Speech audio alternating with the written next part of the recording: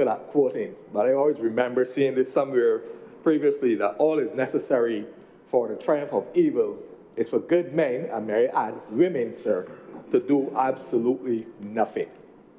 I think we have reached a point in this country now where we must accept our responsibility of doing maybe not enough in days gone by when the horse pranced up a bit and was looking to find the stable door. We didn't do enough. I recall and I don't think some of the colleagues to my left were around at the time, meaning that they were born.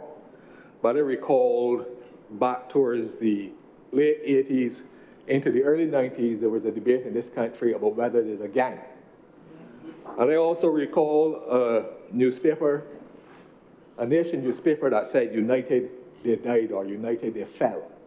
And that was making reference to the incident where it was an operation and three young men were actually shot dead by the police, executing their duty, rightfully so, in Melrose. I think we are very much prone, sir, to holding on to some interesting concepts. His Excellency has often used the term no retreat, no surrender. And that is in reference to how the military sometimes operate in a certain situation. The genesis of that lies in another concept called the firefight. And I would like to say that Barbados now finds itself, unfortunately, in a military scenario called the firefight. We are fighting now for our own existence. I don't think that there's enough cane corsos, pit bulls, bully, whatever they call, the little tough-looking dogs that you can find in this country. I applaud the Prime Minister for continuing to allow for taxes to be removed from security systems. I hear every insurance company now advising people that they should get all type of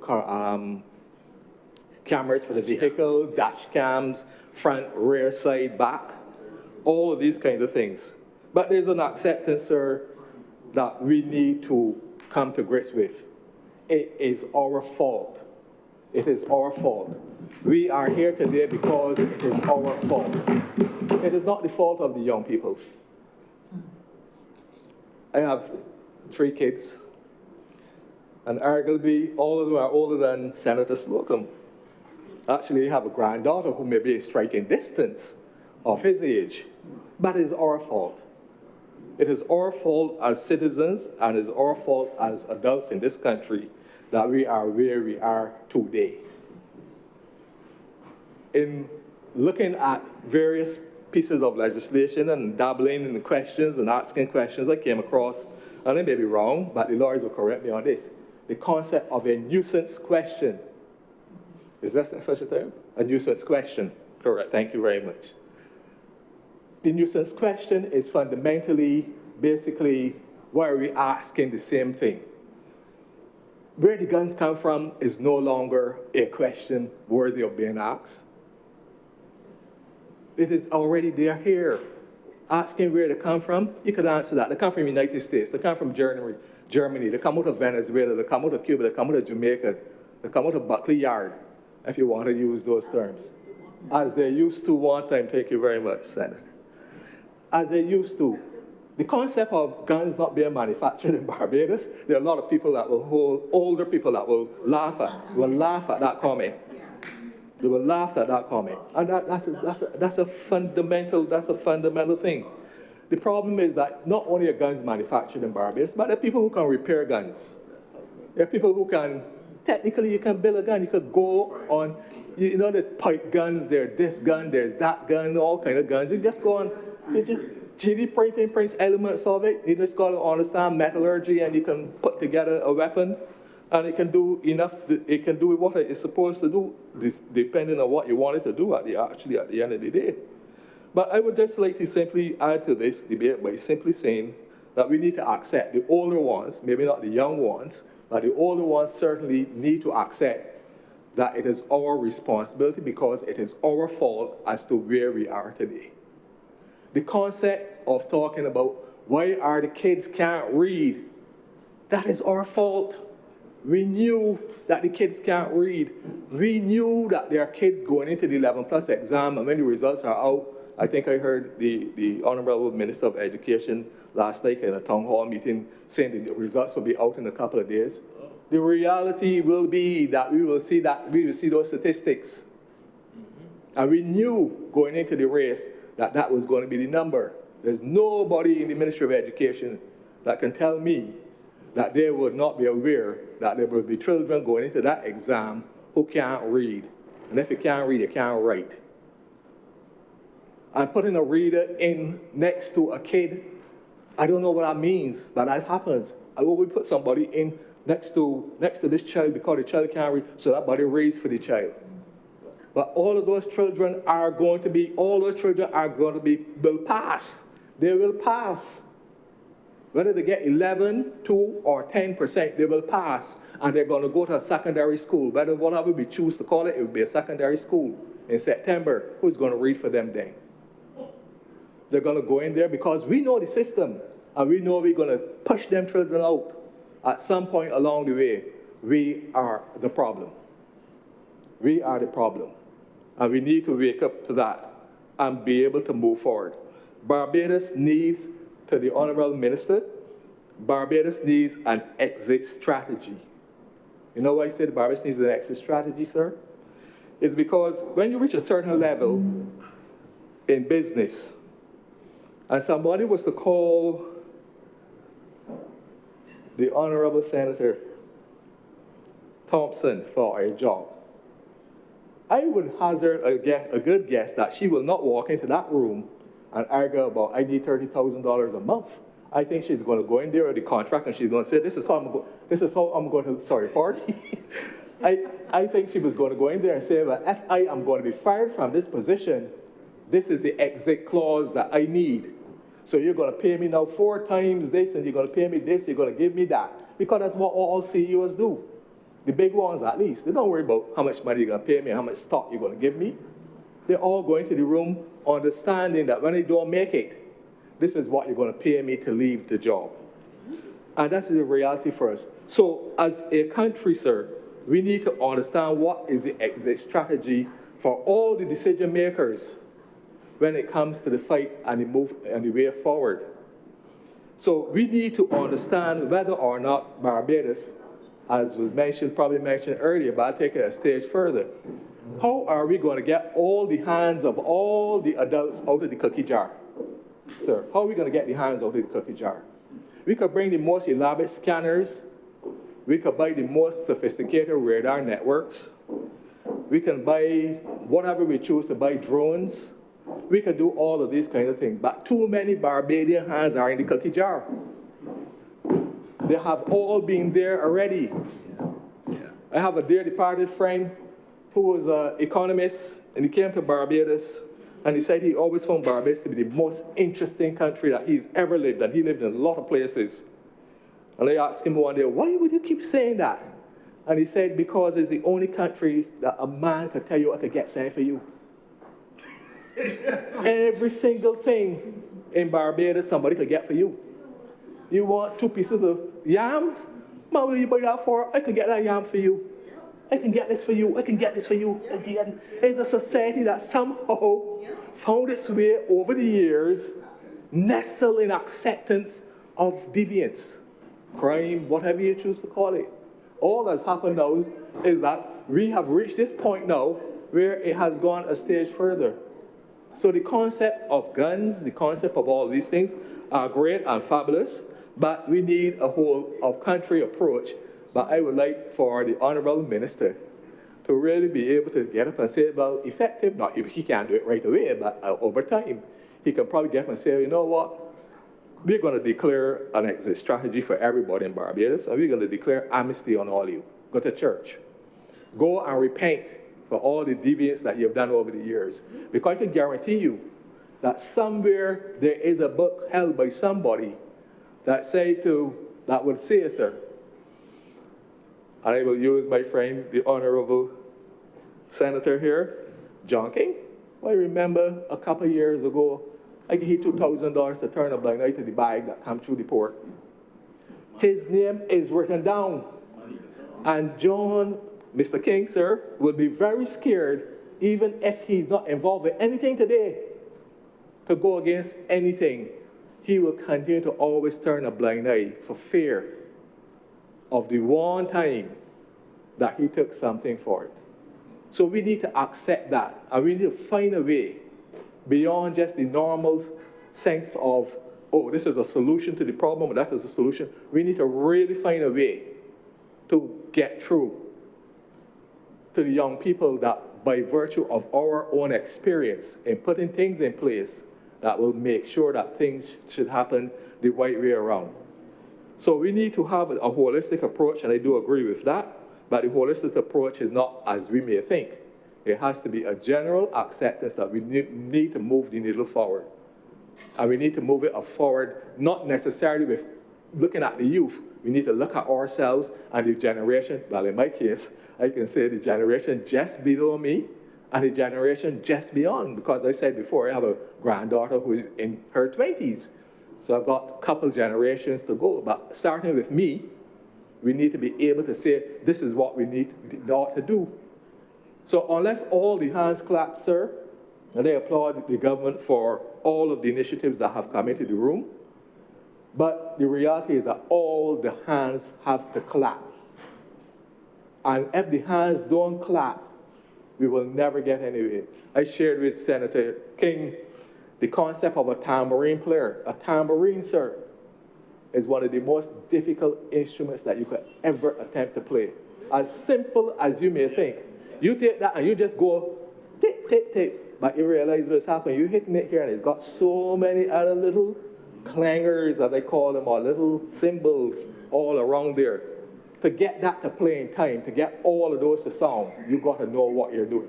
And I am of concern that the reality is that we have not reached that point yet, where all the players are on the same hymn sheet and they're keeping steady time. And until we get there, all the legislation that we pass here, sir, we will not be able to get that forward. So with that, I would just like to ask the Honourable Minister, sir, to maybe pay some attention to a broader strategy, a holistic strategy, that we can be able to move things forward to make sure that we treat to the big problem. And the problem is one for us, and not necessarily all the problems for the youth. My final point on this is to also say to all others, and I have been saying this from day one, and it's not about the financial implications, but it is how we can actually holistically implement AI into our system. I know we talk about robotics, and again, that's the disconnect. We talk about robotics, we talk about this, we talk about that. But let's look at the power of AI. We sat here today and we talked about, oh, we have to get ballistic experts to actually come to our courts to do this. Well, if you check the bigger jurisdictions, right, the ballistic reports and the analysis is actually done by AI. And those machines will crunch that out for you in 5 minutes. They can tell you where the bullet came from, the trajectory, the range speed, the telescopic range. They basically can tell you what the guy did wrong if he missed the target. They can tell you it can tell you what he effectively did wrong to miss the target. So when you saw in the news, in other countries, when we saw shooters attempting to do certain jobs and they got it wrong, AI already said, well, next time you need to correct for the range drift. The weapon was too light. The bullet was too light. These are the sort of things that you need to effectively look at. But we can effectively use AI, and we have to embrace it to be able to move forward. I know that Senator Reid would be keen, and I think he understands it better than I do. But those are the areas I think that once we get those things going, we should be able to speed up the process. But it's not necessarily all about speeding up the process at the end of the day. It's about how we approach, what are we going to do. We talked a lot about, sir, about having to provide witness protection. Well, the only witness protection program that I can conceptualize is that we get to into with a friendly country, and all the witnesses to significant issues in this country take their bags and they pack and they go where they need to go. In America and United States and those very big countries, they even have separate police forces that look after witnesses, the U.S. Marshals and all of those kind of different people. They're not policemen in the context that they belong to one body, but they're law enforcement agencies that specifically just deal with witness protection programs. And if we need to go there, that's, in my mind, where the entire Caribbean now comes in to play. But we are only, what, X long and a smile wide, as you're saying, would be for us. So we know exactly where we are. And in closing, I would simply say again, sir, that everybody in Barbados knows exactly where the guns come from. That is no secret. They know. They know. Having served in the military, there's no way that a 16-year-old have an AR-15 rifle at his house, right? And nobody don't know the AR-15 rifle in his house. It is not like this pen. And young people got a tendency to want to show off. So everybody knows where the gun, everybody knows who has a gun, whether it is legal or otherwise, and everybody knows where the gun that person has come from. If it's legal, they know exactly where it's purchased from. And if it's illegal, they also know exactly where it came from. But we've got to have a process that facilitates these things to make sure that these things will happen. So with that, sir, I will close by saying that Barbados is really in a fair fight. And we really need to accept our responsibility in this fight. Thank you. Thank you, Senator Nelson. Senator Benjamin. Mr. President, I rise this afternoon to share my voice in this debate, the Supreme Court of Judicature Amendment Act. Mr. President, I think we're at Edom here in this chamber that this is a bill that supports the fight against crime, the holistic approach that this government has taken. And this particular bill, it is short, but it is powerful. And it resonates with me in a special way because it allowed me to reflect on my formative years at the bar, where I did practice criminal law. And so I had the opportunity, and I've shared that in this chamber before, to represent from the most serious of offenses to the most trivial of offenses. And one of the disturbing lessons that I learned during my years at the bar is that the principles of economics and business also apply in the criminal arena. So I heard Senator Trim make the point that guns are for hire. I also want to make the point that there are murders for hire as well. All right?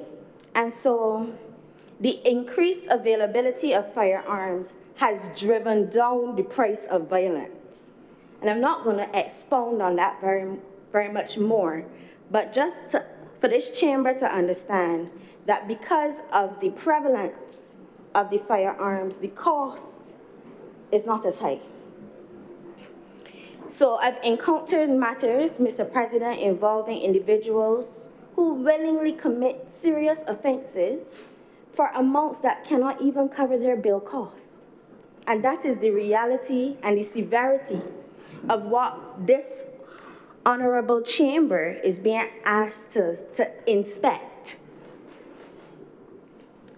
The reality is that most offenders do not sit down and conduct a cost-benefit analysis before committing a crime. What they do fear, however, is getting caught. What they do fear is the moment when they have to face the music. That is when you really see how people are feeling in that moment. So they ultimately fear a system that moves swiftly enough to hold them accountable. And that, Mr. President, is where this bill finds its greatest value. Because the whole point of this bill is to assist in moving justice along quickly. And if that's where their fear lies, then I do support this bill, and I do believe that it will have the impact that we expect it to have. Mr. President, I believe that the history of this country deserves to be spoken aloud in this chamber. It was mentioned briefly, but I recall when I first came to the bar, there truly were only 2 sitting criminal assizes. Currently, in 2026, there are 8. And I say that to say that we have therefore seen the benefits of having greater capacity in the criminal courts.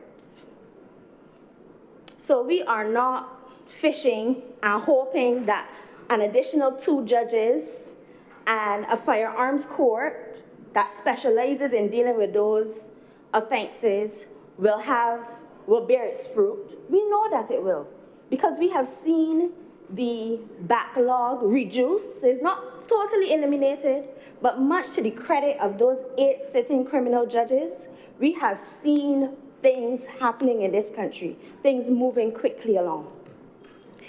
Much to their credit, Mr. President, they have organized themselves in such a way that some courts are dealing with the backlog and some courts are dealing with the present matters that are coming before the court. Is it perfect? No, but we are seeing improvement. And therefore, this bill is not a leap of faith. It is a continuation of something that is already proven. More capacity, properly deployed judges will create better outcomes. There's no doubt about that. And the firearms court or the gun court is simply this government saying, let us apply that lesson deliberately in the area where it is needed most urgently. And Mr. President, I just want to also make the point that by increasing the capacity of the judges and having 2 more, it doesn't mean that we are only focusing in on firearm offenses. In fact, what that does is to create space so that all the other serious offenses, whether it is murder, whether it is drug trafficking, whatever it is, the other courts still have that capacity to deal with those things. But we are zeroing in on the firearm offenses. Mr. President, the real reason that I stood today to lend my voice to this debate is because I want to raise an issue, a concern of mine, but I don't do so without providing a viable solution. We often speak about judges, we speak about prosecutors, we speak about police resources, but the truth is that in the criminal justice system, for the wheels to turn effectively, we need to really speak about the capacity of the criminal defense bar. I fondly recall my years at the criminal bar, when a typical working day can see me from Whole Town in the morning to St. Joseph, to Oistins, back to the Supreme Court in town. And that was not a special day. That is a typical day. Without lunch. And I am paying for the consequences now. And that was when there were only 2 sitting criminal assizes. Now we have expanded, and the truth is, the number of criminal defense attorneys have not expanded. And so, the numbers, the people at the criminal bar, sometimes we hear judges saying, you know, but I'm looking for so-and-so. And the attorney who's in the court, because we all work well together, no matter what chambers you're from, would say, oh, but that judge is before, that attorney is before so-and-so. And so, the reality is, no, scheduling it will not make a difference. The problem is that there are too few attorneys practicing criminal defense. And sir, I said that I will not stand without offering a solution. And so I think perhaps the day has come that we may need to start having some kind of national conversation around a public defender model. What does that mean? It means that you may have attorneys who are stationed in courts and their job is to treat to the matters that are in that court. And they are defense counsel. Because people have the right to choose, yes, right now, under legal aid. And what really happens is that people keep choosing the same attorneys because they have the right. But then it slows down the arms of justice. So I am not necessarily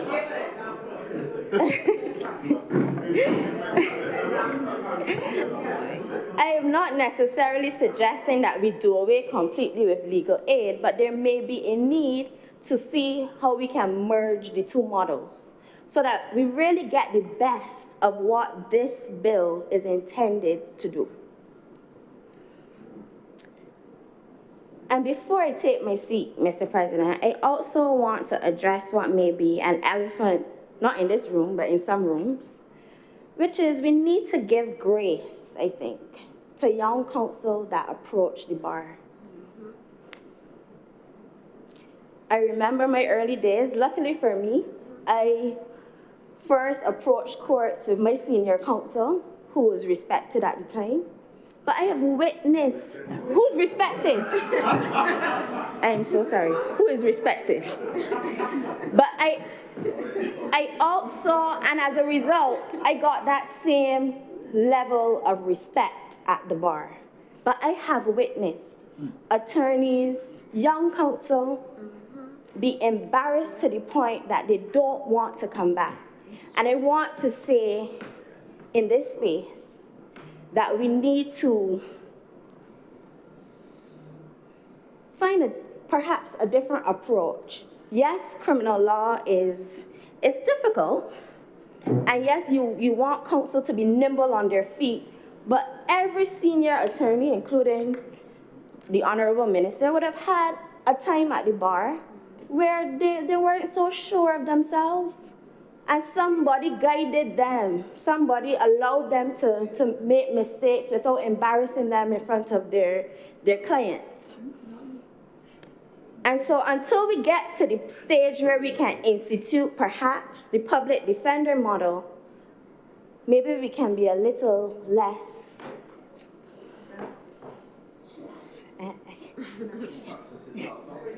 I don't know. I don't want to use the word toxic, but It's a learning tool, don't worry. Yeah.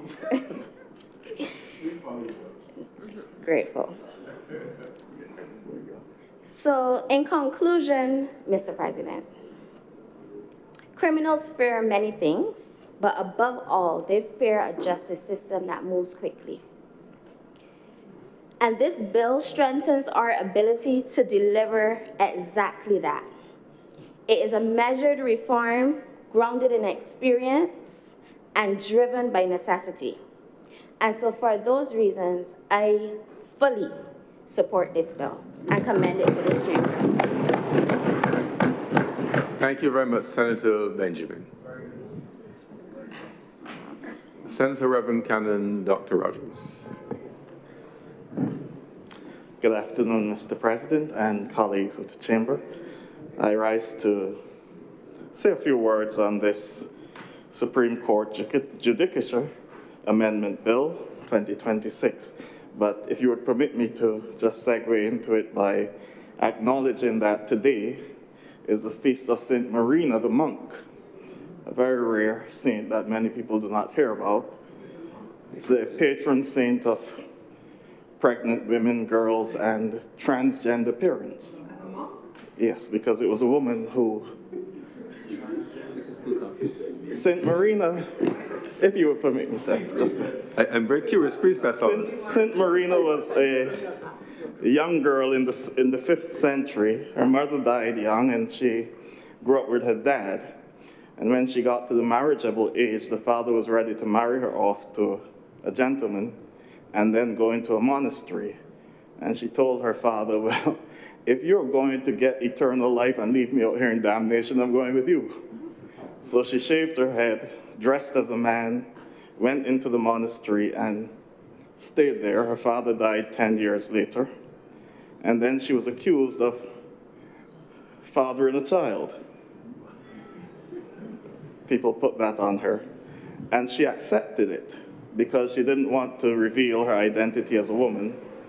And over time, when she eventually died, the monks realized I was actually a girl and not a man. So she's observed, she's recognized as the patron saint. But I've pointed that out because it segues into this bill that we're dealing with here and what some people consider to be the underlying challenges, and that is the underlying societal issues. And one of the things that St. Marina was trying to get away from is the way that women were treated in her society. In fact, in the early church, one church father said, a woman should be ashamed at the thought of being a woman, but that's a different matter. And so to get away from that, she went into the monastery and lived as a man and raised the child that she was accused of having, which she couldn't have, of course. Minister Nichols, in his presentation earlier, said that we should treat this as a national health issue, a disease. So gun crime in Barbados has become a chronic wound. And I believe that in Bajan parlance, it's been going on so long now that we can call it a life sore. So the question here today, as Senator Goodrich would have said earlier, it's not about whether the legislation is necessary or whether the legislation is good. It is good legislation, and I believe it is necessary at this point in time. We all accept that we're dealing with a serious problem and challenge in the stability of our society at this time. But it is not new. And I think this is where we must really be honest with ourselves that this is not new. We've been throwing solutions at this problem for decades. I remember back in the day, and somebody mentioned Buckley's, but St. George was the place where it was believed that the guys had the skill to manufacture pipe guns. And they had gotten so good at it that they had incorporated it into bicycle parts. So a man would be riding a bike and pull off a piece and shoot at you. You know, so it's not, this has been happening a long time. It was so bad that we once brought in a crime consultant who himself got robbed, but that's a different matter as well. And then another time, it was alleged that armored gear was being brought in to crack some skulls, etc. So we've been trying to deal with this for a very, very long time.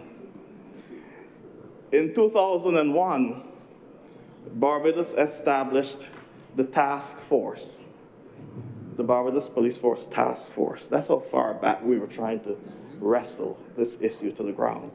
And the minister would have mentioned some calypso back in the past. He mentioned spices, guns, too many guns in this town. But we had the mighty Gabby singing, "Arm the Police." We had our own colleague, Senator John King, saying, let me get that song. How many more? We had young Miguel singing "Gun Town." Barbados is now a gun town. So these things have been there a long time. All that has happened is that it has seemingly gotten worse. And it has come to what I've been saying for some time now. Barbados is 166 square miles. The difference between the block and the heights is a chain link fence. And so when it starts getting over the chain link fence, that's when things start, getting serious for some. A chronic wound, as medical practitioners would tell us, usually persists for a long time. And when it persists beyond a particular time, it means that the real problem are underlying conditions. Poor circulation, diabetes, some other underlying condition. we have serious underlying conditions. That's why this is persisting. I think in 1989, it was the Red Plastic Bag sang the song, "The Country Ain't Well," and he pointed out some of what can be considered some of the underlying conditions. I'll just touch a few today, because this debate today is no different really from the debate we had a few weeks ago when we were talking about gang violence, etc. But I want to point at the fact that what we are seeing in our community is not just the fault of a few young boys with guns. It's not even the fault of only those who are bringing it in. It's a whole society problem. And until we start accepting responsibility as a society, we're not going to fix this. Because, as Senator Niles would have said, the only thing necessary for evil to flourish is for good people to sit back and do nothing. I believe Desmond Tutu put it another way: to be silent in the face of oppression is to be on the side of the oppressor. We have to accept our role in all this. And so, for me, I wish to quote 1 Peter 4 and verse 17. Judgment begins with the household of God. The faith community in Barbados. Let's look at the history of faith in Barbados, because it was only in 1969 that the Anglican Church ceased to be, well, 69 into the 70s, that the Anglican Church ceased to be the established church in this country. And yes, I'm a part of that church, but I also have to accept what it was brought here to do. It was brought here to support the status quo. It was brought here to shape a society that people will become acceptable to what was taking place and what the other organs of the society would have been doing. And it did a tremendous job. Its job was so good, I'm being sarcastic here, its job was so good in supporting the other structures of the society that in 1966, when we declared ourselves a free people and a free nation, we accepted a constitution where the preamble said, whereas the love of free institutions and of independence has always strongly characterized the institutions of Barbados. That's still our constitution. That is how trained the mind of this society was. That a society that produced the slave code and all those things, the people who are now free will say, we've always been characterized by free institutions. I've highlighted that to say, if the church was that influential in shaping the mind of the society in that way, the church should be just as influential in shaping the mind of the society in a positive way to deal with the needs of the challenges of the 21st century. And here I'm using church as a collective now because there's no established church. And so faith-based organizations have to look deep within themselves and ask themselves, what are we really doing in the face of all that is taking place within our society? And I've raised it because I'm speaking of myself first, sir. And so part of the challenge has to be the role of faith-based organizations in this country and how they will intentionally shape or reshape the minds of our people to build a community, not a community founded on the slave society anymore, but a community of free people who value the other. And that is our role and our challenge in this society at this point in time. Similarly, our education system. Unlike many, I remain very proud of the education system of Barbados. I'm very, very proud of what it has done, the strides that it has made since independence, but that too was structured to maintain the status quo. And over time, we have produced some great people, some great academics, etc. But what has happened with our education system is that, similar to what happened in Jewish culture with wisdom. When wisdom first emerged, the book of Proverbs and some of the other primitive wisdom texts, it was really about persons who were adept in whatever area of life, whatever skill they had. So the midwife was wise the man who created poems was wise. Over time, wisdom became only about those who knew the law. Translate that to our education system. It has become only about those who are academically inclined. And so the skilled artisan who can create things and do great things is not given the same prominence as the academic. And for those of us who, well, not me, I lived in a different place in a different time, so, but for those who can remember an old Barbados, you always heard, as I left school, my mother said, all right, you ain't staying home, come and get a trade. Buy a hammer or a saw or something, and you gone. Because that was seen as a way for upward mobility and progress. So we produce great artisans, and we still continue to produce great artisans, but as I've said, our mindset has shifted to the point where academia is held as being more important and more prestigious than the arts. And to this I wish to commend the principal and deputy principal and the members of staff of Frederick Smith Secondary School, sir.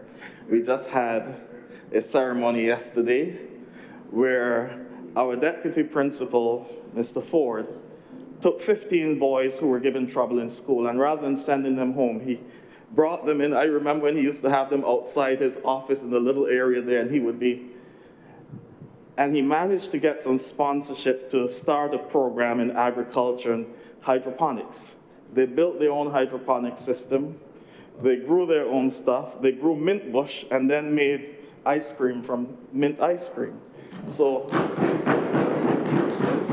I think that ought to be commended and ought to be encouraged, because, you know, so that these boys, of course, we also won the Young Leadership competition a few weeks ago by our youngsters, thanks to the science department, created papercrete, little plant pots, etc., from paper. Well, the science of it, I don't know, but they did it. So congratulations to them. I'm just saying that these are things that need to be highlighted and replicated elsewhere to encourage our young people to realize that these skills are important too. I believe it was Martin Luther King Jr. who said, if you're going to sweep streets, be the best street sweeper you can be. There's something good in honest work, and we ought to encourage that. But of course, not to regurgitate much of what has been said, family is also important. Our societies was built on families. And it was built on respect within the family. A lot of us didn't do bad things because we were good. We didn't do bad things because of what it would do to our mom or our father or our grandmother and how they would look within the community. Not because we were that good. But there was this level of respect because the elders had already set up barriers for us and told us this is what, this far and no further. And we understood that. I fear that subtly those barriers have been eroded. And I would like to say that one of the areas that has caused the erosion of these barriers is social media. I remember, sir, when I was at school, and that was not long ago, fights would break out if a man told a man something about his mother. That's a serious thing. But I can't see any youngsters fighting about their mother anymore when a man could pull a phone and say, well, look here. Look at how she looks here. Look at what she was doing. You know? They might still want to fight, but you really have no case. And social media has blurred the generational lines to the point where the respect that used to be accorded, and even if it is not the generational line between you and your mother or grandmother, is because you're seeing someone else's mother or grandmother in a compromising situation, those lines are now blurred, and you comment on it too. You get to comment on it. And so all these things subtly, I believe, from done a study, have caused the erosion of our society. I don't have the solution on how we can build back that respect, but I believe it has to start. I believe there was one commentator years ago, now of blessed memory, when we were talking about the problems with young people in the society, called in on one of the radio programs and said, what we need to do is get rid of this whole generation and start fresh. No, we're not going to do that. But what we really need to do is to, the little ones that we have in our care, every little bad boy out there who wields a gun now at 14 or 15, if I could go back to his first day at school, somebody was holding his hand, taking him to nursery, and he was crying because he was scared. He was scared. And he trusted this person that carried him. He relied on them. Somehow, the ball has been dropped. And so we have to go back and deal with our young ones that we have and make sure we provide safe spaces for them, but also nurturing spaces. And of course, if we're going to talk about family, we have to talk about leadership at every level of the society. And I believe that it was Senator Slocum who talked about leadership and what persons are doing, and I believe Senator Niles as well, and Senator Trim.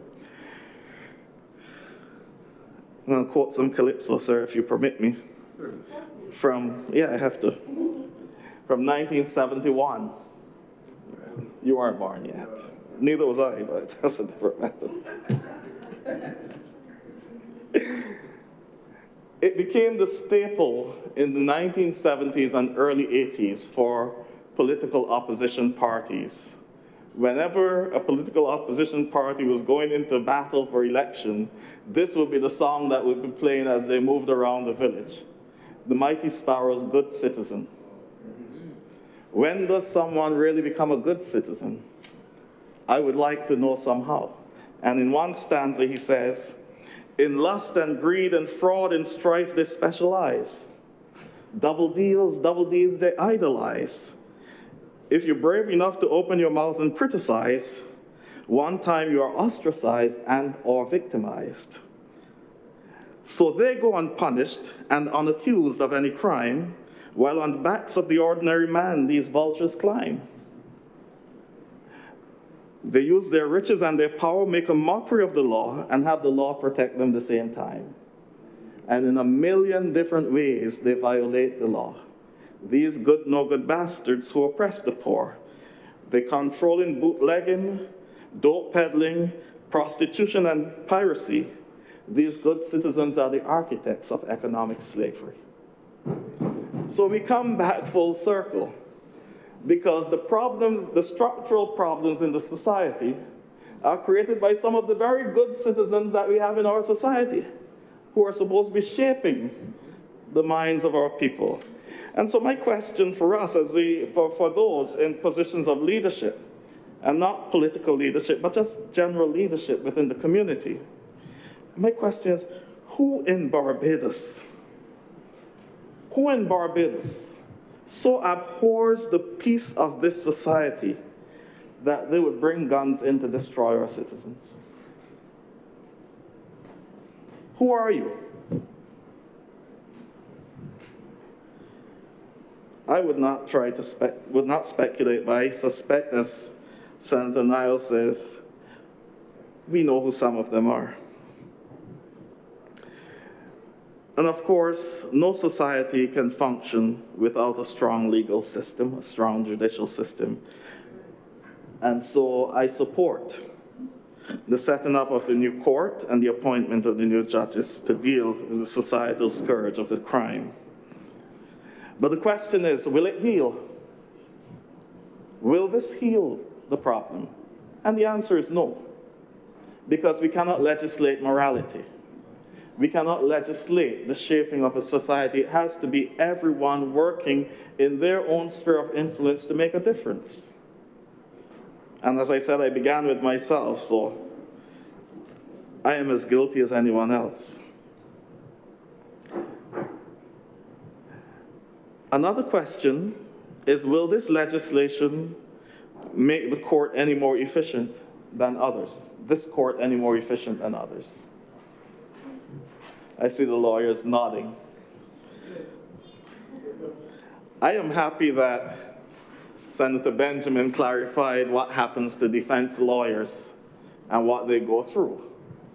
Because I had a little question here, which I'll still raise, but I accept that it may not be so now, but I'm just asking for a friend.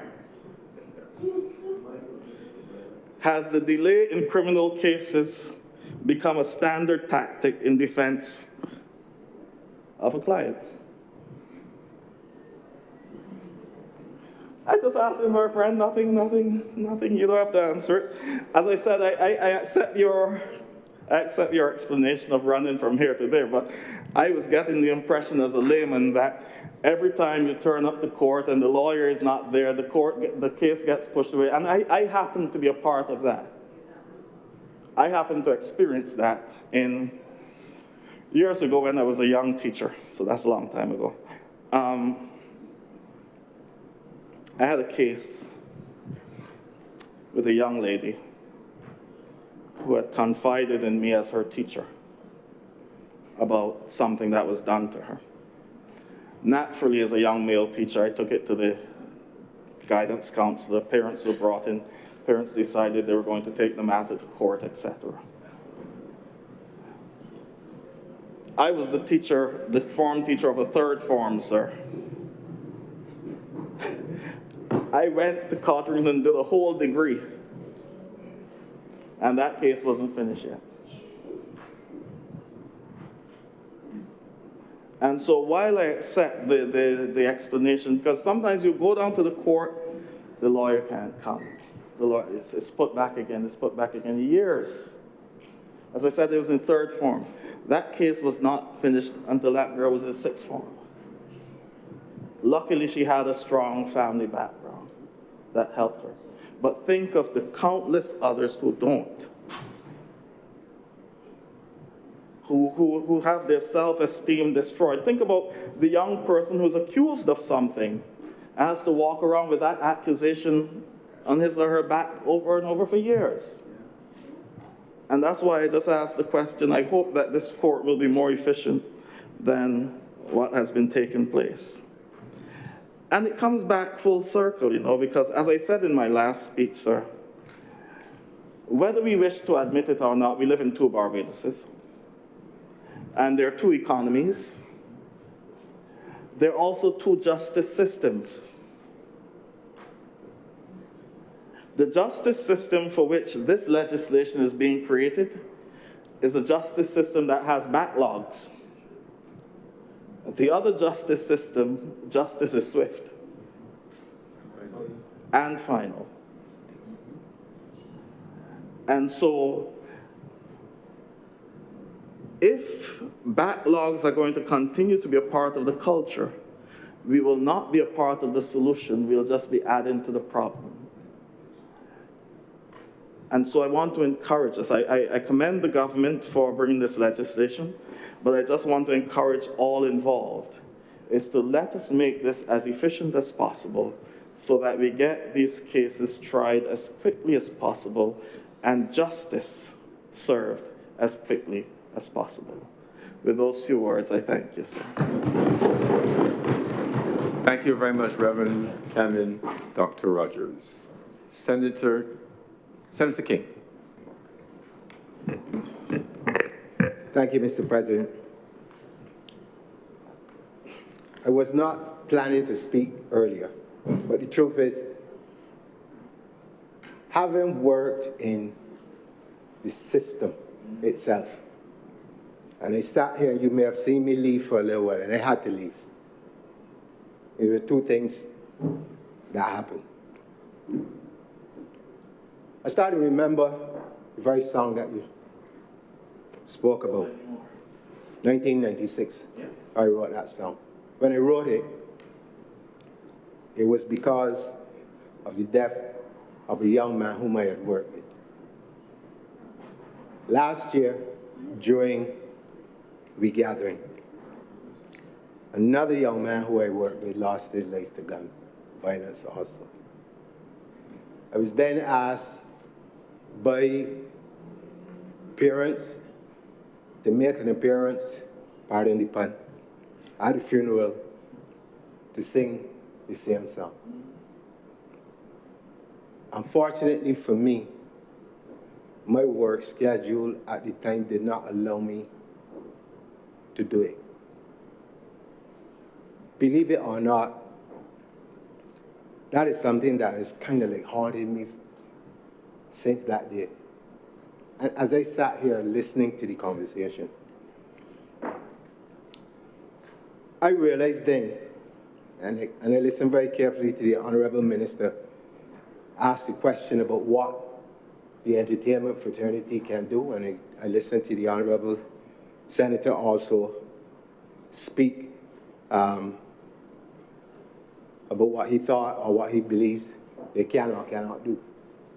The truth is, as we just witnessed by the lyrics of that song, the artists have been for many years speaking about various issues in the territories where they live, crime being one of the more prevalent ones. But there's a problem, which in my position, I guess people would figure that I should not speak about it, but I have to, because at heart, I love this country. And this country has given me everything that I could ever dream of. But the truth is that sometimes when these songs are written, various governments take them as personal attacks, not understanding that where they come from has nothing to do with politics, but it has to do with a genuine concern for the place you call home.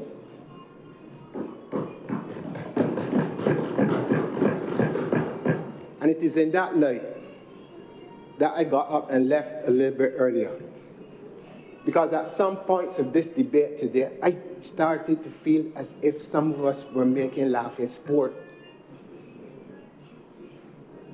This is too serious an issue to have any sort, any inkling of political divide. Imagine tomorrow that it could be a relative of any one of us, that a gun destroys your family life. Stray bullets, intentional or unintentional, stray bullets don't pick out anybody. They go where they go. I had an incident last year in regathering next door, Golden Square, Antiques Market. I left there to go and do something. When I come back, my wife is shaking. Fellas right through there with motorcycles and blah, blah, blah, automatic weapons. She got to be diving like if she is a soldier on the ground.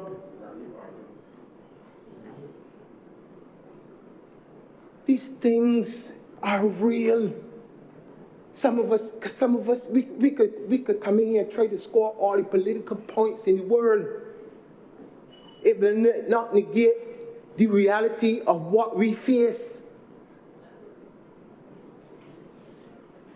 And so I feel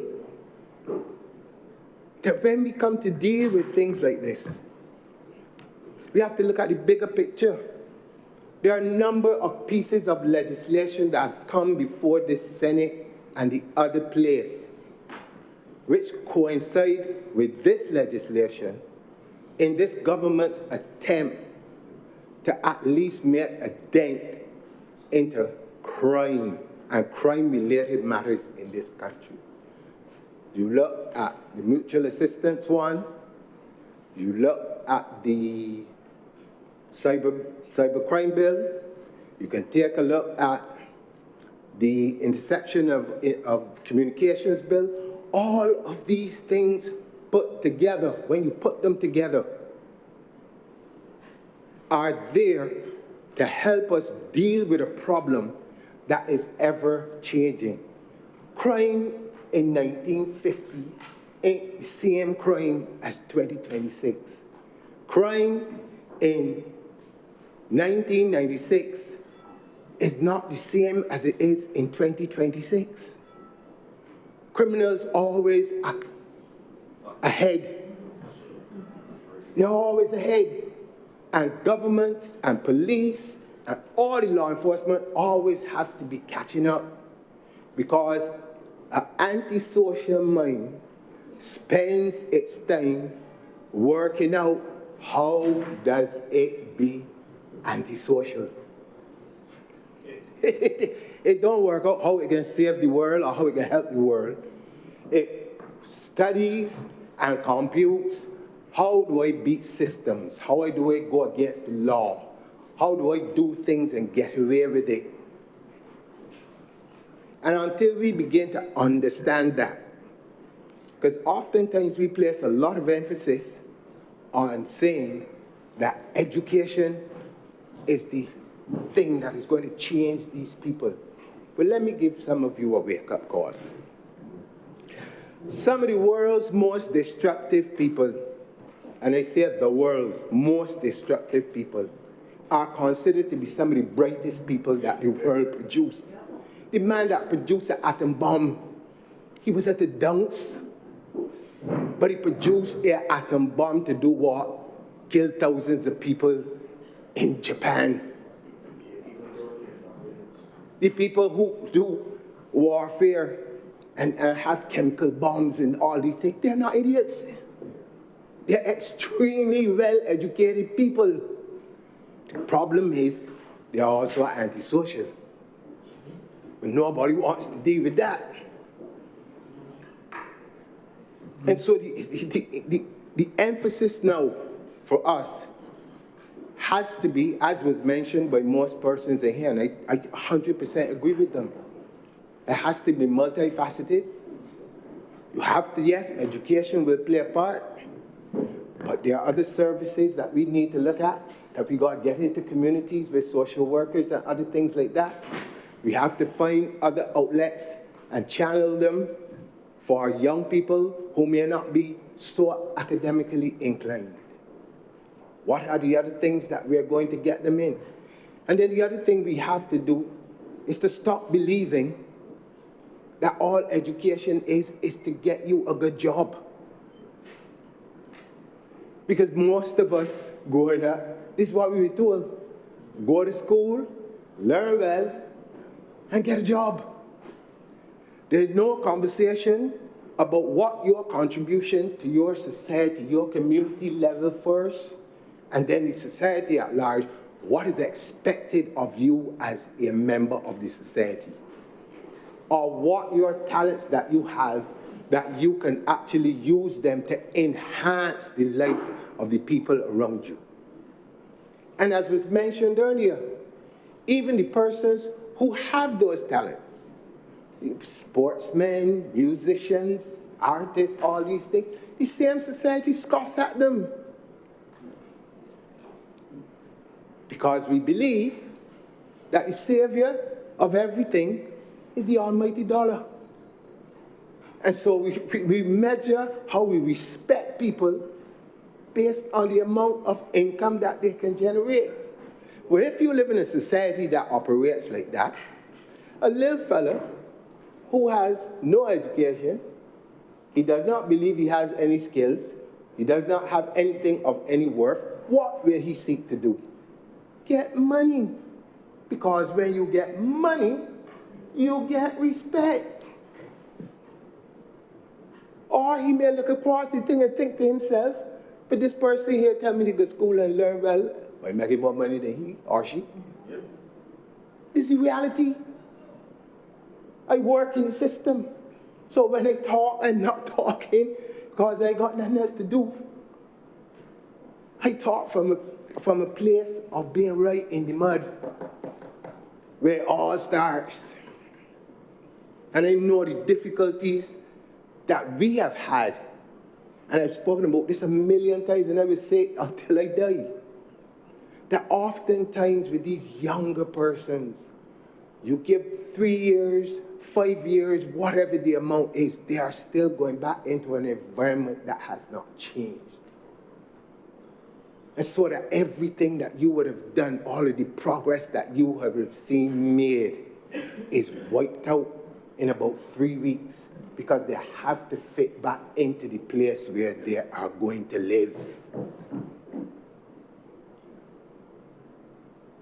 And so whilst this legislation is well needed, believe you me, I support it 2,000%.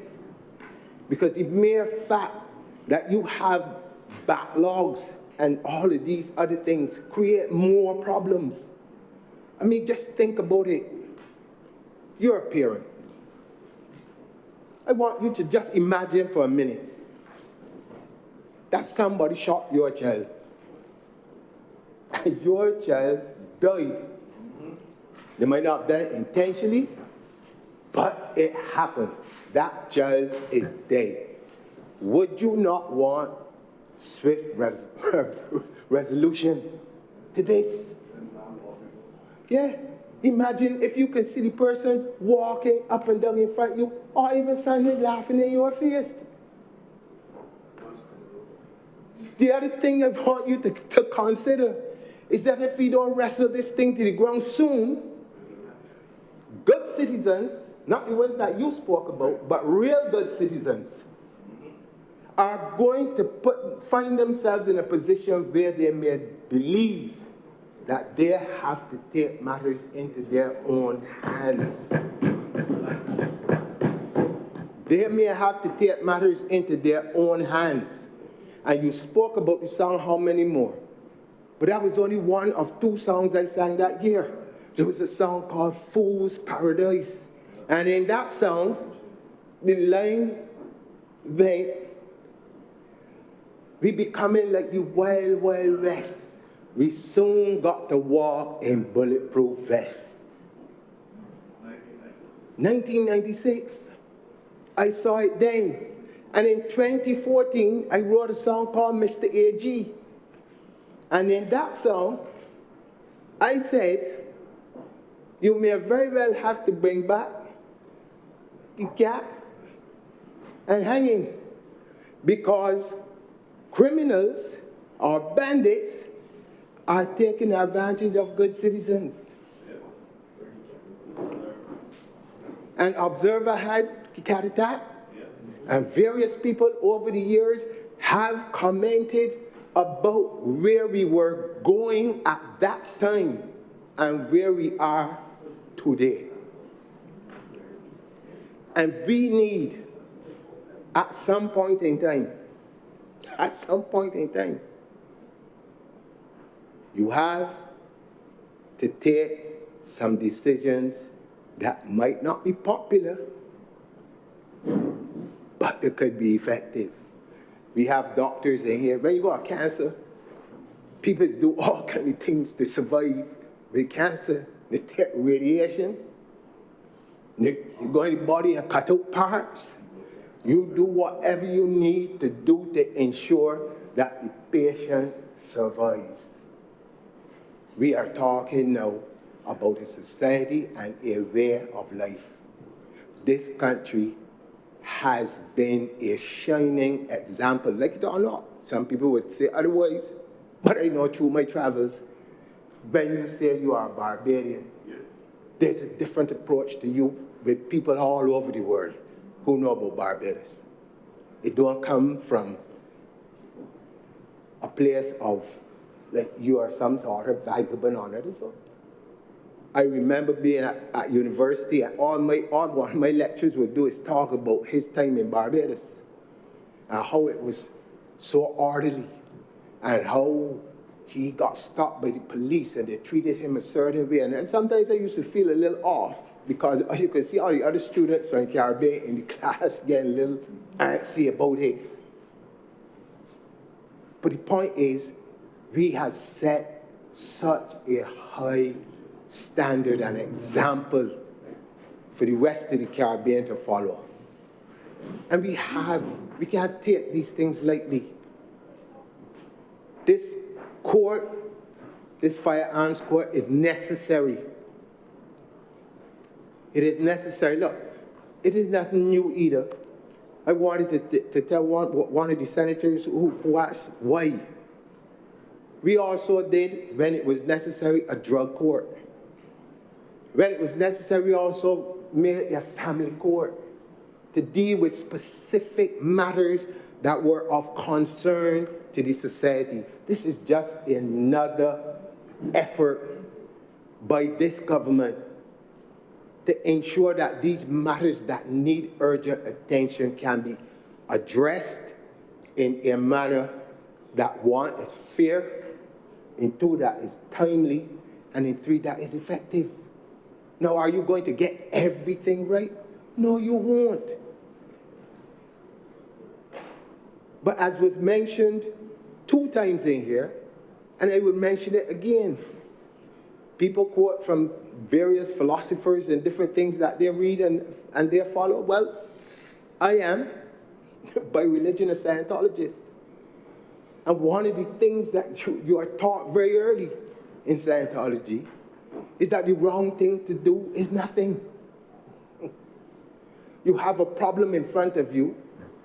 You don't just look at it. You attack it. You might fail 100 times, but on the 101th time, you get it right. But you have to do something, because if you don't do anything, the problem still remains. It could probably get bigger, but it will not solve itself.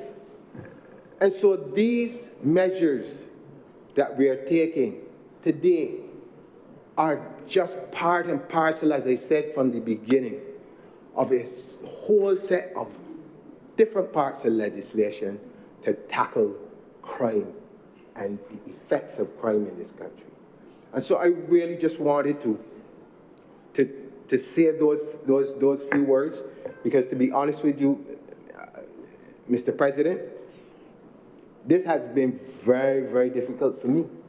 And unless you've been in anything like teaching or working with children, you would not understand how difficult it is when you can see, especially young people who you've worked with, who you can see the potential in them, and their lives are cut short, oftentimes all because of a gun. And as was said, yes, we might not produce them in those numbers, but I'm one that grew up. I grew up in St. Philip, and I grew up just outside St. George, and that growing up, that was the thing all the time. You hear all the time, Buckley factory and guns. Right? We grew up hearing these things. Yeah, we grew up hearing these things, right? But where I believe we now need, we've got the courts, we need to put the interventions in the communities now, so that our young men in particular, would have a different way of thinking about getting involved with guns. And I'm going to close now, but I want to say this to the young men out there. If someone brings a gun and gives it to you, there are only 2 outcomes when you use the weapon. One, you may kill someone. If you kill someone, you then are the subject of a reprisal. And if you escape the reprisal, you are a subject of a murder case. You can end up in prison, and I can tell you from working through those systems, time flies and leaves you behind quickly. Because if you are not out in the society, the changes that take place, you don't know. You come back out, you're lost. It's time lost, and it can never be regained. So I would say to you, I would say to your fathers in particular, talk to your sons. If you're not involved in their lives, make an effort to get involved with them and steer them away from the use of illegal firearms. Because at the end of it all, it isn't just the victim who suffers, but the perpetrators and their families also suffer. With those few words, sir, I really am obliged to you. Thank you very much, Senator King. Her Honor, Senator the Most Honorable Henrietta Elizabeth Thompson. Thank you very much, Mr. President, the Most Honorable Reginald Farley. I have to remember it. This is an interesting debate, but it is a painful one. There are two things that are running through my head. One is something that I heard many years ago, and it is that guns are the only consumer item that kill when used precisely as was manufactured. It is absolutely true. The second thing that is running through my head is a video that I saw on social media perhaps 3 months ago now. In the video, there were two young men. One was boasting about how much of a bad man he was, and between the two of them, they had weapons, automatic weapons, and if I remember correctly, a rifle. And as he was boasting, he was playing with the gun and fingering the trigger, and he inadvertently pulled it, killing himself on screen. It was an image, Mr. President, not from a far-off country, but from one of our Caribbean neighbors. While we complain about the incidents of crime in Barbados, and I am pleased to see that several senators, several honorable senators today took up and elaborated on themes to which I spoke last week. While we speak of the menace of crime in Barbados, and rightly so, the reality is that there is an epidemic of violent crime with guns at the center sweeping the Caribbean. Barbadians do not see the social-cultural context in which our spike in crime, and in particular our spike in gun crimes, is rooted. And I thought, therefore, that I should take some time today to frame that context and to share some of the data. In Trinidad and Tobago, there have been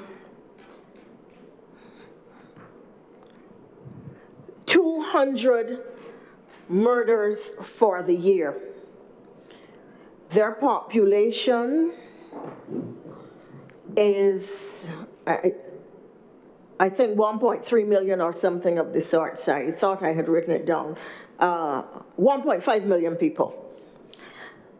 In March, up to March, there had been 75 murders, 60 of which had been committed with firearms. Of the 200, sir, I've not been able to get the full and accurate statistic, but the vast majority of them have been murders committed with firearms. Jamaica has a population of 2.83 million. So far this year, there have been 251 murders, 237 of which have been committed with the use of guns. St. Vincent and the Grenadines, a population of 100, 13 gun-related crimes. St. Lucia, 36 murders for the year, a population of 180,000, and you would note the relativities for our own population, sir. I'm letting people draw their own conclusions. 36 murders for the year, 25 of them have been with guns.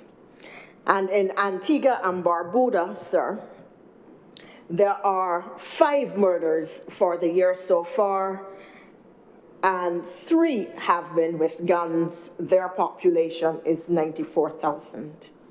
That frames the context of the per capita murder ratio to the population. There is an epidemic of violence and gun crimes sweeping not just Barbados, but the Caribbean. And when we say that government must do something, my response, as many others today, has been or is that the whole of society must do something. But equally, we must have a Caribbean response to what is a Caribbean problem, because gangs have now become a Caribbean phenomenon connected to North America. When the call comes, and I congratulate the government for seeking to put in place scanners at both the airport and the seaport to reduce the entry of firearms into Barbados. But the reality is that with micro-island states such as our own, with very porous borders, long coastlines that are not policed, and indeed because we don't have the resources and you can't be everywhere on the coast at every time, that the possibility of landing guns north, south, east, or west of the island in the wee hours of the morning is very high. And we have to congratulate the regional security system, the police service of Barbados, and the Barbados Defense Force for their efforts. In fact, we can remember, I think it was this year, a very large drug haul with guns just in Welch's there in Christchurch, just off of Main Road, virtually where you would think was so public that criminals would not be brazen, less a mile from a police station, that you would think criminals would be so brazen that they would not land them there. But they did, and they were caught. But our question would have to be how many others at various points of our coastline and that of our sister isles were able to land successfully. So when it is said by people casually, oh, they know who bringing the guns, but then stopping them, the reality is that it is difficult to stop the importation of guns because, as I said, the porosity of our coastlines and the difficulty we have in policing it. 86% of homicides in the Caribbean are committed with firearms. Between 2018 and 2022, 73% of all guns recovered that were used in criminal activity, including murder, were manufactured in the United States. The guns that are used to kill and to maim and to harm in Barbados are manufactured in the north of our region. They're not manufactured on our islands. Buckley went out of the pipe gun business. Some used to back there. And some, when I came to the bar, sir, as a young attorney, pipe guns at Buckley were still a feature. You could go and get your papaws or you could get your pipe guns, depending on what time of the day you went and to whom you went. The pipe guns at Buckley, while they sometimes, occasionally would hit a target, they were best known for backfiring, sir, and for harming the people who intended to use them as a weapon.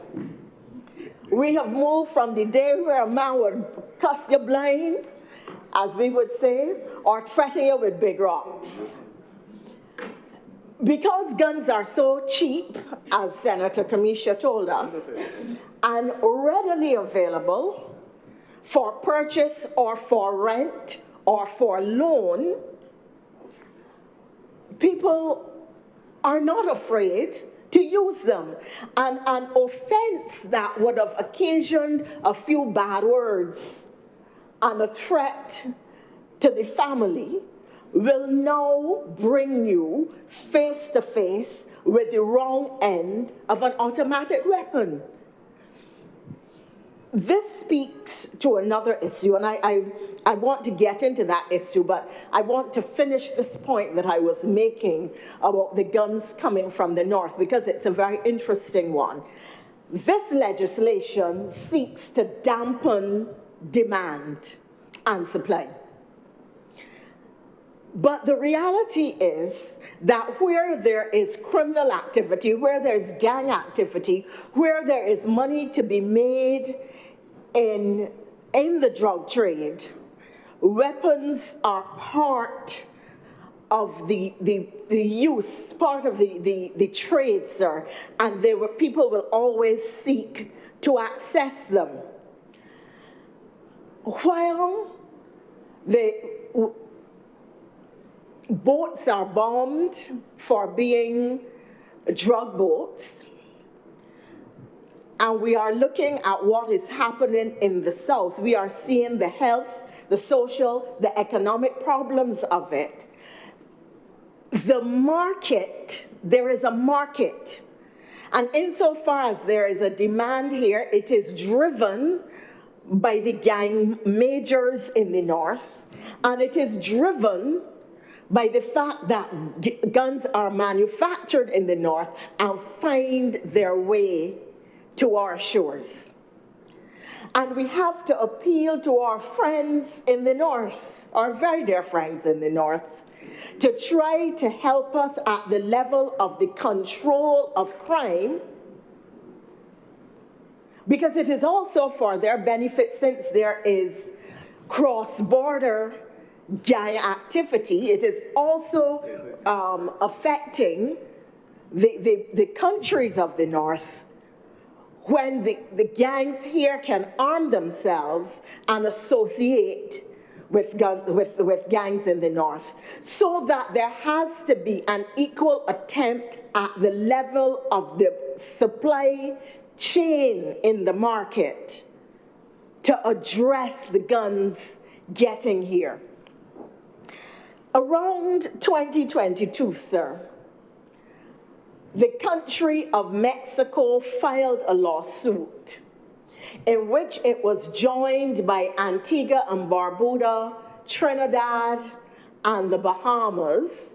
I don't recall who else, but those three Caribbean countries for sure, in which the lawsuit alleged that manufacturers of guns in the United States, and specific gun manufacturers were named Barrett, Smith & Wesson, Beretta, Ruger, etc., were named, that they were complicit in the loss of life in Mexico and the Caribbean. In fact, the Caribbean countries joined the case, amicus curiae, friend of the court, and filed a brief in support of the case which was brought by Mexico, which alleged that these gun manufacturers were complicit in the crimes committed in the Caribbean, which were resulting in loss of life and socioeconomic harms.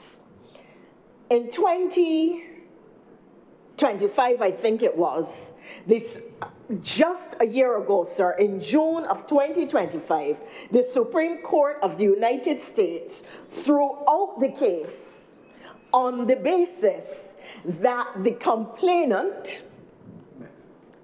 Mexico, had not shown that there was knowledge on the part of the gun manufacturers that the guns were making their way to the Caribbean for the purpose of doing harm. I found that fascinating from a legal perspective. In fact, if you want to draw a parallel, sir, you know that a case was brought by Vanuatu, I think it was, joined by other Caribbean countries, which allege that those causing climate change ought to be responsible in law and be made to compensate. And the International Court of Justice gave an advisory opinion agreeing with them. Now, the facts here were different, but there is no denial that there is an export market in the United States, that there's an export market in the North, and officials have already conceded that guns from the United States are making their way to Haiti and are being used in the gun violence and the gang violence that is evident there in the society at this time. I want to go back, sir, and commend not just the Honourable Minister and the government and the Attorney General, but to thank the former Attorney General. One senator speaking today said, well, this is a piece of legislation.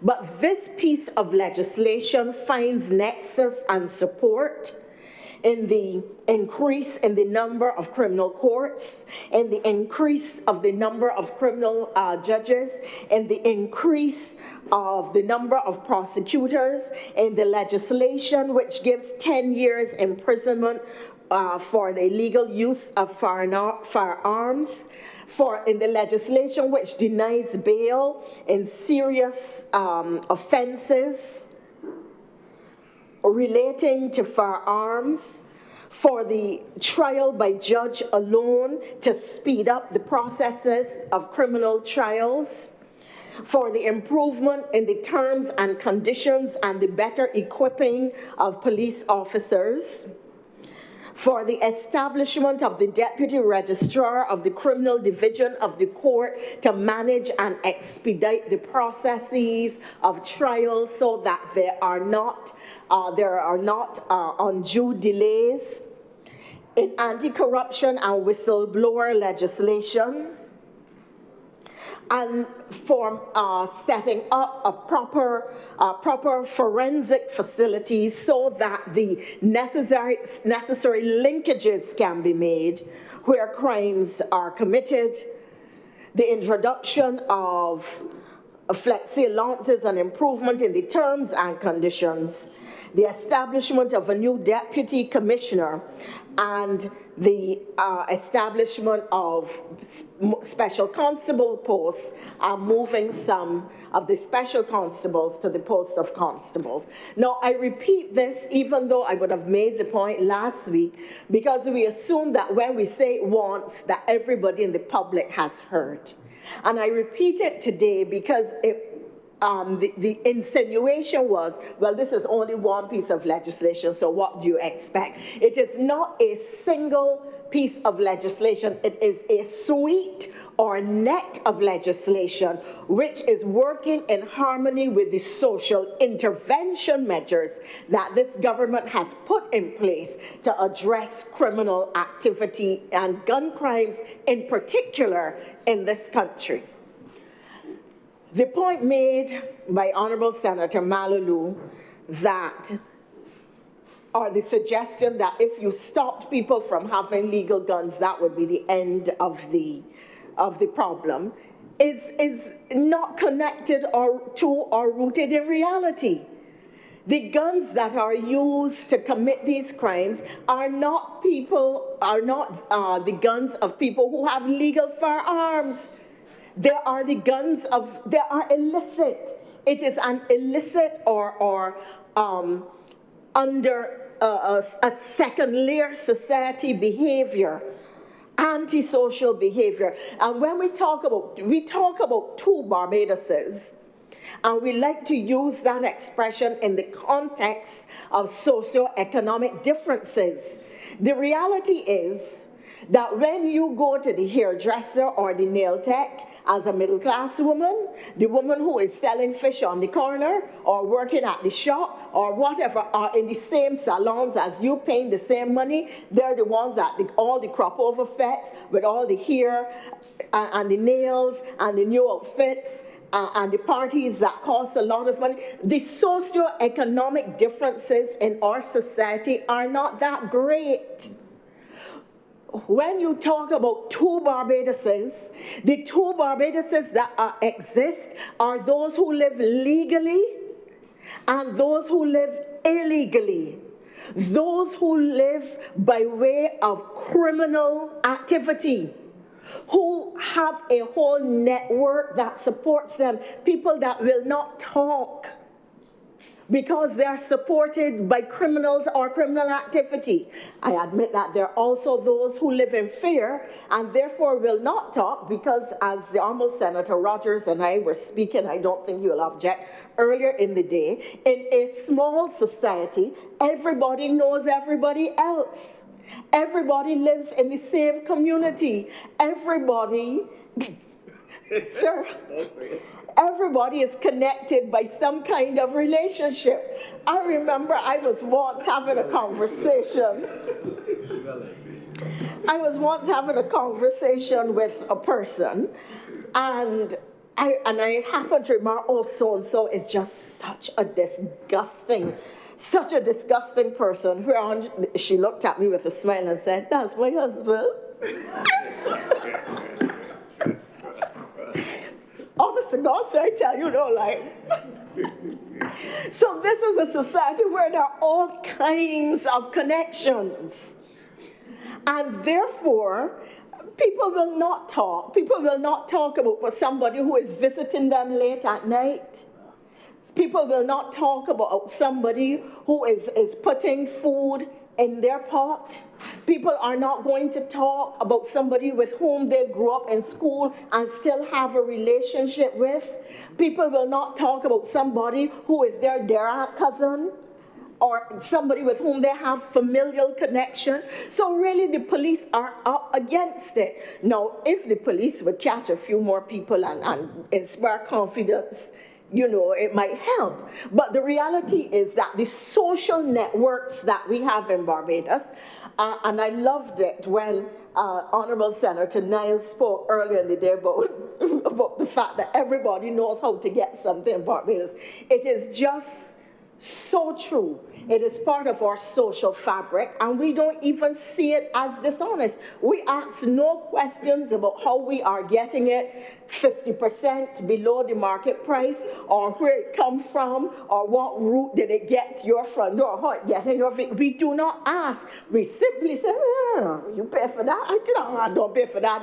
I can help you. I got a friend who got a friend, or I got a friend. And that's it. You get the item, and everybody is happy, and that's the end of it. So we have to look, and I've made this point before, at our social behaviors and our value systems and at what passes for acceptable, that really, when you look at it, does involve some level of criminality, because then the criminals speak to the hypocrisy of the wider society and say, well, you ain't doing it different. It's just a difference of degree or the nature of what we're doing, but well, you're the same kind of criminal as me. So this is something of which we have to be conscious. So I think that all of the honourable senators who spoke to the issue of addressing our value systems, that is of great relevance, that treating to the issue at the level of the Caribbean is something which we have to do. And strengthening all our systems, and I come to these 2 points now, sir. Many people believe that there are prominent persons in Barbados who are involved in criminal activity, specifically with drugs and guns. I do not know that that is true. But the point is that people believe it. And very often, when crimes are committed, we see those who have carried the gun. We see those who have pulled the trigger. We see those who are pedaling on the blocks or out of their vehicles or bringing in the drugs on their fishing boats, etc. But we know that they are not the actuators of the criminal enterprise. We know that they are not the brains of the criminal enterprise. And we know that they're not the ones making the big profits in the criminal enterprise. And therefore, when the society sees that it is always the minnow and not the major who is brought before the courts or who faces penalties, then it reduces lack of confidence in our justice system and in our real ability to target criminal activity at the core. And that is part of the problem we have. I, sir, believe that we have to go after the entire criminal networks and enterprises. If they live in the gaps, pick them up. If they live in the housing areas, pick them up. And if they live in the heights and the terraces and the gated communities, break down the gates, sir, and pick them up. That will create a tremendous amount of confidence at the wider level of the society and may, in fact, inspire people to believe that the system is transparent and equitable, and they may, in consequence, be more inclined to say what they know.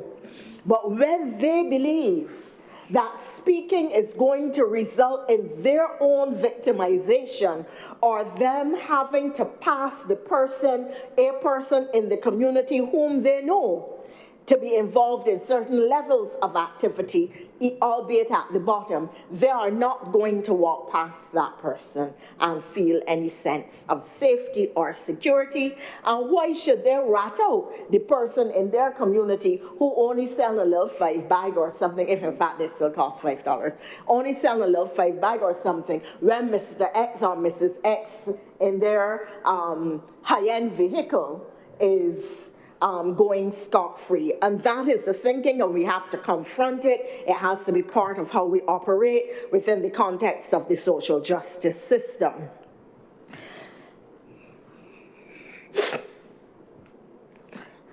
I should have said, sir, just for the record, because I got the sense that some honourable senators were not at all familiar with the case of Mexico that I spoke about earlier, that it was in fact a $10 billion lawsuit. So it was nothing to scoff at all. The other part, sir, that we have to address is before young men would boast about having a certain type of job, and they wanted a job. They would boast about moving themselves up and their families through legal means. They would be defined. We used to talk, sir, I know when you and I would have been younger people, sir, yeah, about hard seeds and so on. And these were people, hard seeds, yeah. Sir, I'm probably adding a word to the lexicon of the younger members of the chamber, sir. But a hard seed was a person who was always very well dressed, who was moving up in their society, from poverty. There was some level of upward social mobility. You would see the house being converted from a board house to a bungalow, sir. A car, albeit a simple one, would be there. And of course, he was a hard dresser. He would be a man who, at the dances and so at some of the popular places, sir, would be buying a lot of pork chops for ladies. He would definitely be. No, you have to understand the social background, sir. There are places that, he would have a lot of girlfriends and so. And so you have to ask yourself how we moved from that perception of self to the point where a man in our society, a young man, now defines his manhood by reference to the possession or use of a firearm. That's a long, long distance to travel, sir, in a very short time. And therefore, we have to ask ourselves, what are the social interventions, the further social interventions that we need to put in place to address this difficulty and this changing value system that we are seeing, and the fact that young men, many of them, seem not interested in work, not interested in hard work, not interested in getting any skills that allow them to increase their earning capacity, but are quite willing to use guns to cause harm and to take lives. What makes it so easy for them to do so? That is a challenge that not just this country, but the entire Caribbean is facing. And the social solutions that we need to put in place would not just be peculiar to Barbados. They would have to be peculiar to the region, because, as I indicated, there is an epidemic of violence sweeping the region.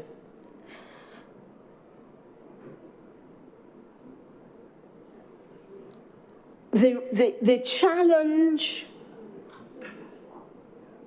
that we have is that even if we put in place new social interventions that are effective, just working in corollary with these pieces of legislation that I mentioned earlier and the other social interventions, is that we will not see immediate improvement. That there has got to be a long-term program that gets to young men before they pick up the guns.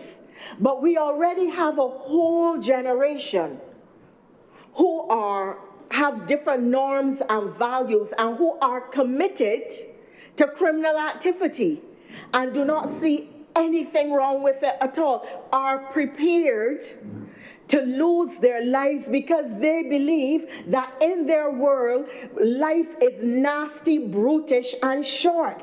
And they are prepared to live violently and die violently, and they don't expect to live. They don't expect to reach my age.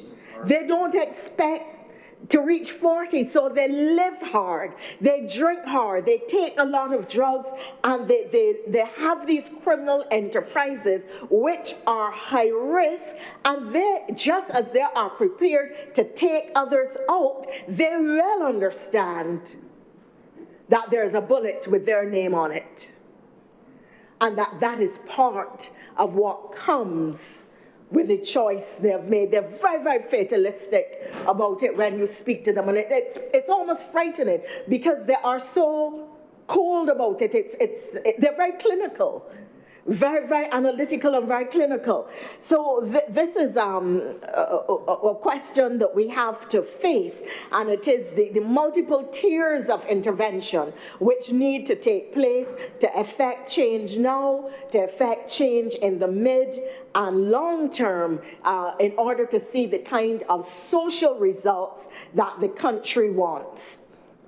I'm satisfied, however, that in this intervening period, this legislation is a useful tool to put in the hands of the police and in the hands of the courts to help to dampen demand and supply, and to deal with those who, in spite of these measures, are still prepared to take up firearms and use them in the pursuit of crime, use them with intent to maim, disfigure, kill, sir.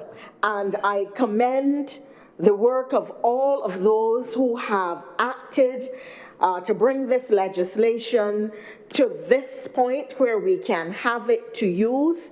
I hope that the police, I wish and pray for their safety and well-being as they seek to keep the nation safe. And I trust, sir, that this legislation, which I support, will have the impact that is intended. Mr. President, sir, much obliged.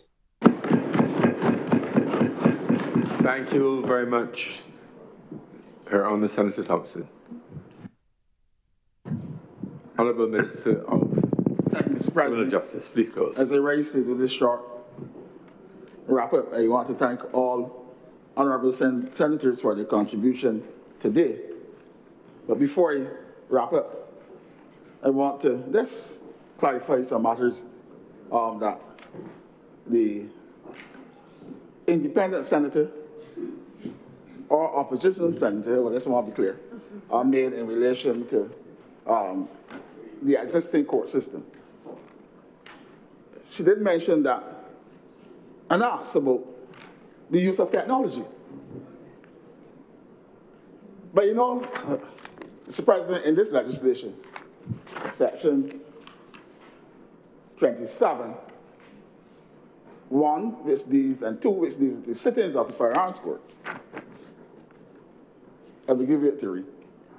It states, the firearm courts may, when required and appropriate at all times, and may conduct hearings by telephone, video conference, or other appropriate electronic means. So it is there in the legislation that they can use the available technology. I must say one good thing about COVID is that it allowed the courts to use Zoom to have hearings. I mean, it saves so much time. I must say that I had asked why we can't use Zoom hearings, particularly at the magistrate court level, where a man comes down from jail to have a hearing after being charged with possession of a firearm. Because all that person comes down to do is to get an adjournment. So to save time, and of course to save the equipment, and to ensure that the vehicles out there are not overworked, then let us expand an area at the prison, put in some more rooms, and you have the hearing just for simple adjournment, rather than you have prisoners coming down to the magistrate's court. And coming down to the magistrate's court. But I also say this as in terms of public safety, and also safety for the prison officers too. That you transport the dangerous offenders, and this can save time and save prison officers from having really to transport dangerous offenders on the road. Because I can tell you this, District C Court now, I bet you will deal with, is starting at 12:30 because St. Matthias is closed down. And we are working on that to ensure that District C can have a place that will start at 9 o'clock, or courts will start at 9 o'clock. Augustine 6 at 9 to 12:30. So the magistrate now have to get up at 12:30 and then allow the District C magistrate to come and sit to start hearing at 12:30 and sometimes end at 4 o'clock, 5 o'clock. And we will deal with that shortly in terms of getting a permanent place now and an alternative place for District C so that that court can sit at 9 o'clock and finish at the appropriate time. So one solution, let us increase the Zoom hearings at the magistrate's court. I don't understand.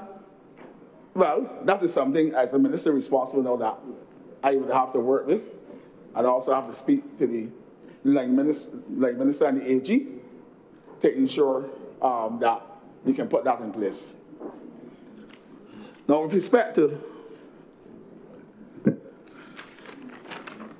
other use of technology, because the Court of Appeal normally hears case management for appeals. And the prisoners don't come down, they do it by Zoom. So you sit in your office, you discuss the appeal, the issues, the grounds that you're doing, and then you adjourn. The Court of Appeal not do it. Bail hearings are heard by Zoom too at this time. So we can utilize the Zoom hearings more efficiently and more widely. I did a whole trial in BVA on Zoom. I was in Barbados and doing a trial. I'm doing a trial in BVI. If we win it. Well, that's a question? I don't know that. That's a question? It's part of the course. But let me say this. And also to Senator Gurris, you made a point. I didn't do much writing, but I recall 2 points that you made. One, about overburdening prison with the fact that we're moving gun cases swiftly. I don't see any issue with that, no. If you have an overburdened prison, you can, there are ways and means, know that you can, but first, if you're overburdened prison, you'll have to look at increasing the reform programs. Of course, I'm informed that the parole legislation will be coming very shortly. So you don't have to worry about the overburdened prison. Further, it seems to me that you have a problem with putting persons who are convicted of firearms in prison. Seems to be your party philosophy. It seems to me that's what it comes across, because you're representing the party. So if you're not correcting it, I believe you're agreeing that that is your party's philosophy. That, but I don't know, but that is my view. And to say that, I believe, yes, government would seek to put reform programs in place, look to modernize the Penal System Reform Act. Further, I also would report to this chamber that we are modernizing the criminal justice system in respect of evidence. I can report to this chamber, even with respect to station diaries, even with respect to extracts on the Public Medical Journal.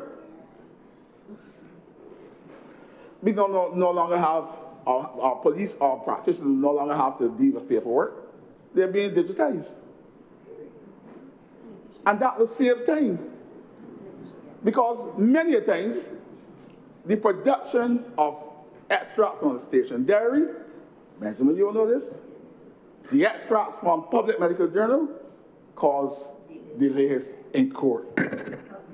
Considerable delays in court. You know why? Because it seems to this policy that after 5 years, this policy, I don't know where it comes from. After 5 years, a station diary that is so important to justice that puts and deals with the interaction between suspects and policemen in custody, after 5 years, there seems to have some policy that they get rid of them or destroy them or what. That is my experience. So what we're doing now is modernizing the system, digitizing them. And that 400,000 already? That is information for the public. You can't have a system that is being delayed because of station diaries, extracts from Public Medical Journals. The doctors, it's important in it because the doctors place their findings in the Public Medical Journal. Important in sexual cases and all other cases too. And if that is missing, then the prosecution is at a disadvantage. The defense will like it. But the prosecution has a disadvantage. Now, and then all this talk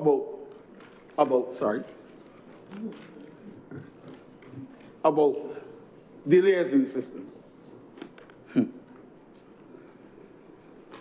It's true that the case management is an important aspect in any criminal justice system and component in the criminal justice system. It's important.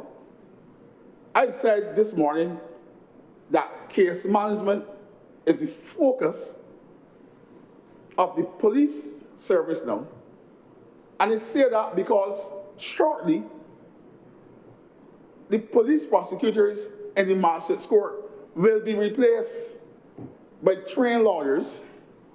Those trained lawyers will then have the assistance from the existing police prosecutors to guide them and to ensure that case files are ready. They'll be ready to present the cases for the crown, for the state. And that, to my mind, is a forward, in fact, a modernization of the prosecution service in Barbados. Secondly, Senator Rogers said that he wondered if it's a tactic of defense lawyers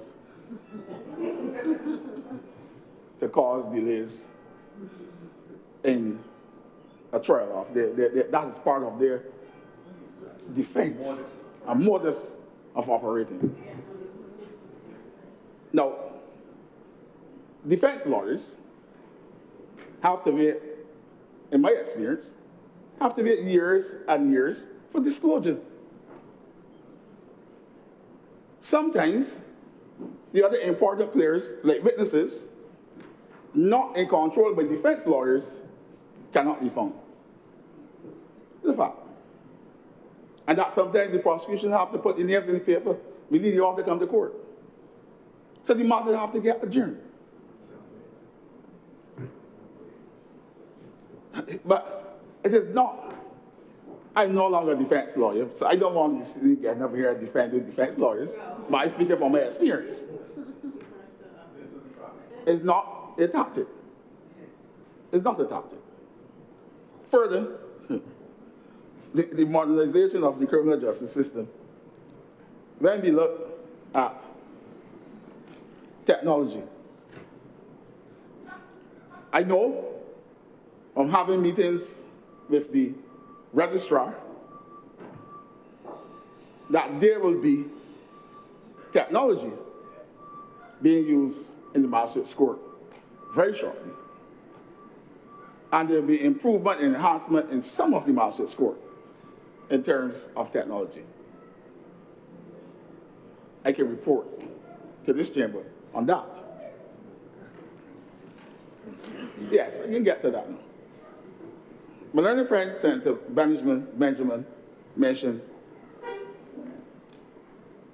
the public defender system.